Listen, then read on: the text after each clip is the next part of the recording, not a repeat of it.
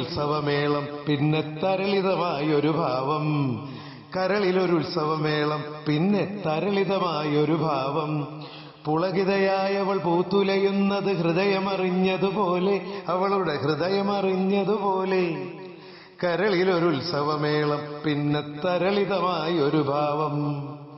ദിവസങ്ങൾ ആഴ്ചകളായി മാറിയപ്പോൾ അലേസിയയും ദാരിയൂസും കൂടുതൽ കൂടുതൽ അടുത്തു.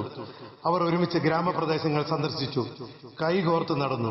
പ്രകൃതി ഭംഗിയോടൊപ്പം പ്രണയത്തിന്റെ മുന്തിരിച്ചാറും അവർ ആസ്വദിച്ചു. അലേസിയയെ മുൻപൊരിക്കലും ഇത്രയധികം സന്തോഷവതിയായി ആരും കണ്ടിട്ടില്ല. എന്നാൽ അവരുടെ പ്രണയം പടർന്നു പന്തലിച്ചപ്പോൾ ദാരിയൂസ് അവളിൽ നിന്നും എന്തോ ഒരു രഹസ്യം മറച്ചുവെക്കുന്നുണ്ടെന്ന് അവൾക്ക് മനസ്സിലായി. അവൻ തന്റെ ഭൂതകാലത്തിലെ മായ്ച്ചു കളയാൻ കഴിയാത്ത വേദനാജനകമായ ഒരു ഓർമ്മയിൽ നിന്നും ഒളിച്ചോടുകയായിരുന്നു. പക്ഷേ അതെന്താണെന്ന് അലീസിയയ്ക്ക് അറിയില്ലായിരുന്നു. ഒരു കാര്യം അവൾക്കറിയാമായിരുന്നു: അവനെ സഹായിക്കുവാനും അവനോടൊപ്പം എന്നും ജീവിക്കുവാനും താൻ ആഗ്രഹിക്കുന്നുവെന്ന് അവൾക്കറിയാമായിരുന്നു. വേനൽക്കാലം അവസാനിക്കാറായപ്പോൾ ദാരിയൂസ് തന്റെ രഹസ്യം അലീസിയയോട് വെളിപ്പെടുത്തി.